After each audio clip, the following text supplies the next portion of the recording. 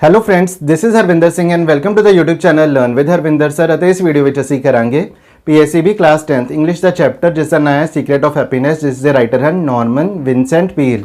ਦੋਸਤੋ, ਇਸ ਗੱਲ ਦਾ ਧਿਆਨ ਰੱਖੋ ਕਿ ਇਹ ਇੱਕ ਸਮਰੀ ਵੀਡੀਓ ਹੈ ਜਿਸ ਵਿੱਚ ਅਸੀਂ ਇਸ ਚੈਪਟਰ ਦੀ ਸਮਰੀ ਨੂੰ ਕਵਰ ਕੀਤਾ ਹੈ। ਪਰ ਜੇ ਆਪ ਸਾਰਿਆਂ ਨੇ ਸਾਡੇ ਨਾਲ ਇਸ ਚੈਪਟਰ ਦੇ ਕੁਐਸਚਨ ਆਨਸਰਸ ਕਰਨੇ ਹਨ ਤਾਂ ਅਸੀਂ ਉਸ ਦੀ ਅਲੱਗ ਤੋਂ ਵੀਡੀਓ ਬਣਾਈ ਹੈ ਜਿਸ ਦਾ ਲਿੰਕ ਥੱਲੇ ਡਿਸਕ੍ਰਿਪਸ਼ਨ ਬਾਕਸ ਵਿੱਚ ਦਿੱਤਾ ਗਿਆ ਹੈ। ਤੇ ਇਸ ਚੈਪਟਰ ਦੀ ਪੂਰੀ ਤਰ੍ਹਾਂ ਤਿਆਰੀ ਦੇ ਲਈ ਆਪ ਸਾਰੇ ਵਿਦਿਆਰਥੀ ਉਸ ਵੀਡੀਓ ਨੂੰ ਜ਼ਰੂਰ ਦੇਖੋ। तो जे अजे तक आप सारे ने YouTube channel learn with Harvinder sir को सबसक्राइब नहीं किया तो चैनल को सबसक्राइब जरूर करो तो जो नवीं वीडियोस आप सारे समय से प्राप्त हो सकना शुरू करते हैं। तो दोस्तों, सब तो पहला टॉपिक है इस चैप्टर का डायनामिक्स ऑफ सैल्फ रियलाइजेशन। तो इस टॉपिक में अपने आप को पछाणन की गल की गई है। तो सब तो पहला लेखक लिखते हैं कि the greatest day in any individual's life is when he begins for the first time to realize himself. कि बंदे की जिंदगी में सब तो वड्डा दिन वो होंदा है जदों पहली बार अपने आप को पछाणदा है। तो लेखक का एक फ्रेंड से, एक मित्र से जो कि पढ़ाई में बहुत अनसक्सैसफुल सी, पढ़ाई में कामयाब नहीं सी, पर एथलैटिक फील्ड में खेडों में बहुत अगे सी। तो एक बारी की होया, एक बारी साइकोलॉजी की क्लास में प्रोफैसर ने दस्या कि average man fails because he does not learn to control and consolidate his power. कि एवरेज मैन आम बंदा फेल इस करके होंदा क्योंकि उसका अपनी पावर पर कंट्रोल नहीं होंदा, कि वो अपनी पावर्स को एक थां कंसोलीडेट नहीं करता, अपनी पावर्स का फोकस है एक पासे नहीं करता। तो यह गल सुन के लेखक का जोड़ा मित्र है वो अचानक एंथरैल्ड हो गया, उत्साहित हो गया, रोमांचित हो गया।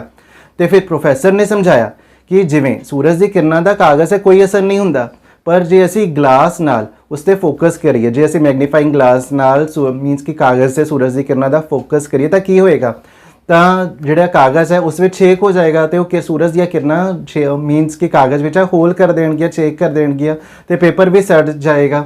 तो प्रोफैसर ने यह समझाया कि सक्सैसफुल बंदा वही होंदा है जो अपन कमज़ोर हो चुकी शक्तियां एक पासे केंद्रित करता है, अपनी शक्तियां का जोड़ा फोकस है एक पासे करता है। तो उस स्टूडेंट ने अपनी असफलता का कारण पछाण लिया। तो वह कहन लगा उस स्टूडेंट आई सी इट। तो उस स्टूडेंट ने अपने आप को पछाण लिया। तो बाद में जोड़ा भी काम करने की इच्छा करता वो उस काम में सक्सैसफुल हो जाता।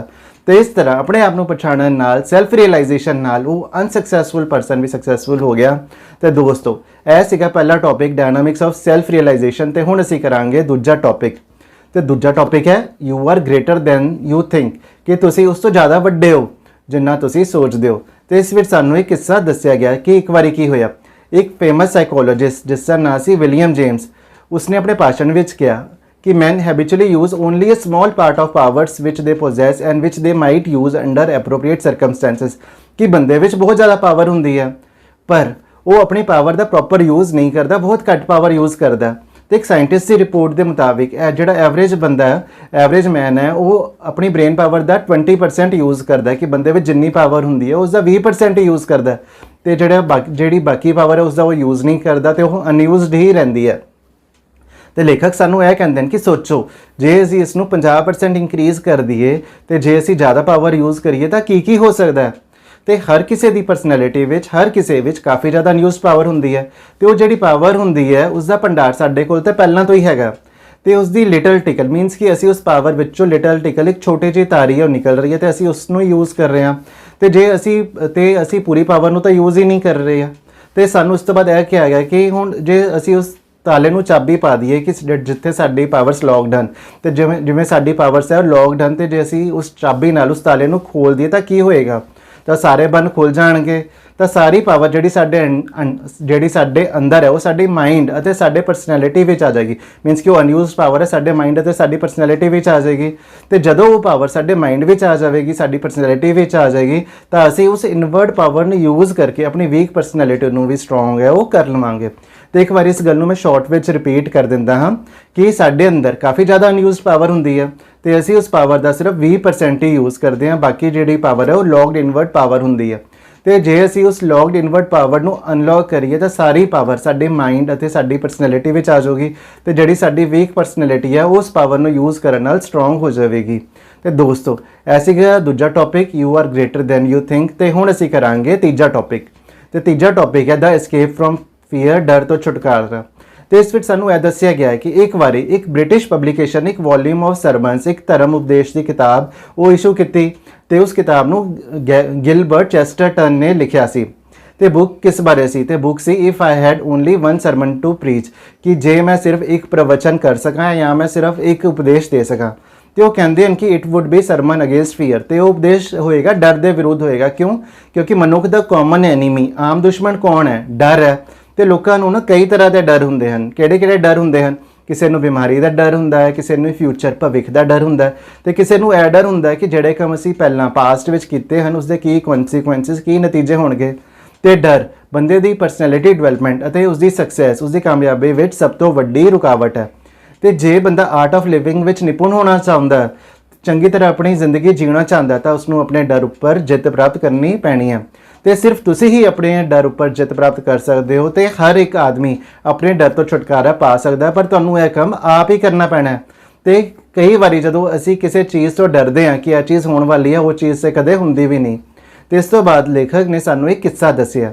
ਤੇ ਕੀ ਹੋਇਆ ਸੀਗਾ ਕਿ ਇੱਕ ਵਾਰੀ ਲੇਖਕ ਨਾਰਥ ਵੁੱਡਸ ਵਿੱਚ, ਜੰਗਲਾਂ ਵਿੱਚ ਰਾਤ ਨੂੰ ਆਪਣੇ ਕੈਬਿਨ ਵਿੱਚ ਬੈਠਾ ਹੋਇਆ ਸੀ, ਤੇ ਇਸ ਨੂੰ ਨਾ ਇੱਕ ਆਵਾਜ਼ ਸੁਣਾਈ ਦਿੱਤੀ। ਤੇ ਲੇਖਕ ਨੂੰ ਲੱਗਾ ਕਿ ਇੰਟਰੂਡਰ, ਘੁਸਪੈਠੀਏ ਆ ਗਏ ਹਨ।